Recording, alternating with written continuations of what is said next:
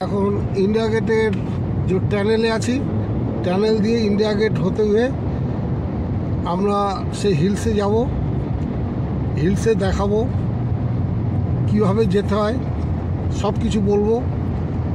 আগে আমরা পৌঁছাই, সেটা ফরিদাবাদের মধ্যে, হরিয়ানা, একটু দূর।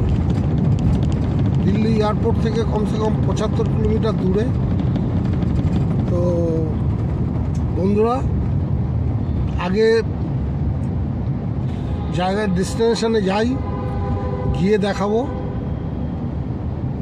তারপরে বলবো কিভাবে আসবেন, কিভাবে যাবেন। ওইখানে থাকারও জায়গা আছে, সব কিছু বলবো। আগে পৌঁছাই। গাইস, পৌঁছে গেলাম আরাবলি হিলস।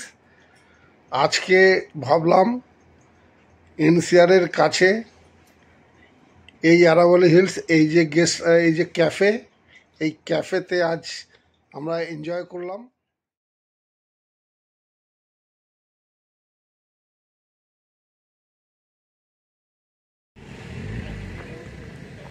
दिल्लीर सब থেকে কাছে अगर हिल्स का मज़ा लेना है तो আরাবলি हिल्स है, যেটা ফরিদাবাদের মধ্যে পড়ে।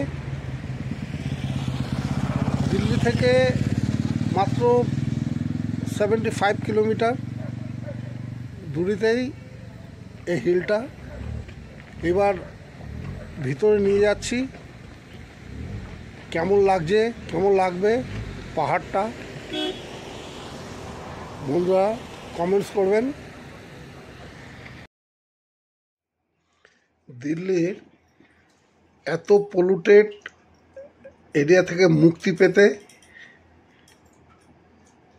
এই ছুটির দিনে একটু শান্তির জায়গা খুঁজে নিতে এই হিলসে আসলাম। এত গ্রিনারি আর এত বেশি শান্তি না দেখলে বুঝতে পারবেন না। এইখানে লোকে আসে, মোস্টলি গাড়ি নিয়েই আসে, কারণ এইখানে ডাইরেক্ট কোনো গাড়ি আসে না।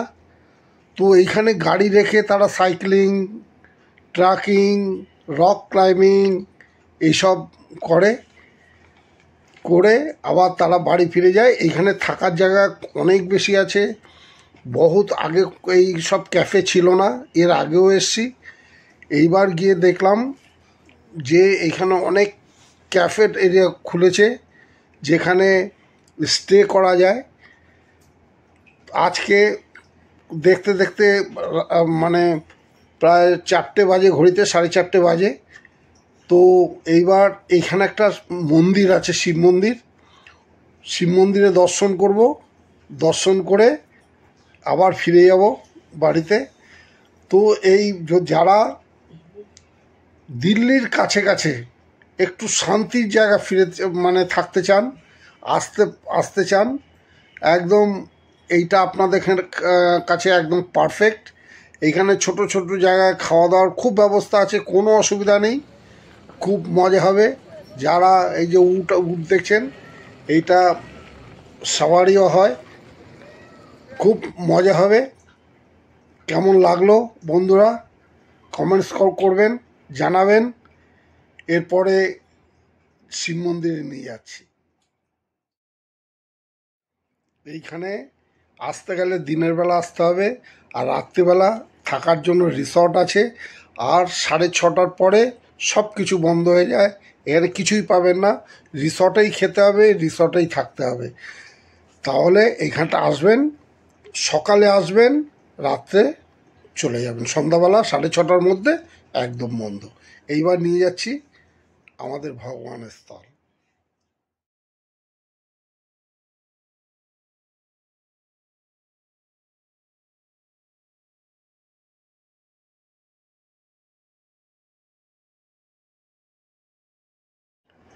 এইবার ফেরার আগে একটু ভগবানের দর্শন করি।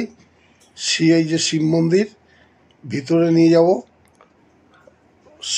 শিব মন্দির দেখানোর জন্য। একটু ভগবানের দর্শন করি। ভিতরটা খুবই সুন্দর। ভিতরে এই সময় পূজা টুজা হয়, এই জন্যই ভাবলাম যে রাতে এই মন্দিরটাকে দর্শন করাবো। একদম পাহাড়ের উপরে, পাহাড়ের একদম ভিতরে এই মন্দিরটা। তো দেখুন কেমন লাগে। আগার ভিডিওটা ভালো লাগলে কমেন্টস করবেন, লাইক করবেন, সাবস্ক্রাইব করবেন। ভালো থাকুন, সুস্থ থাকুন। আর আবার ফিরে আসবো নতুন ভিডিও নিয়ে, নতুন ব্লগের সঙ্গে। तब तक के लिए नमस्कार, टेक केयर।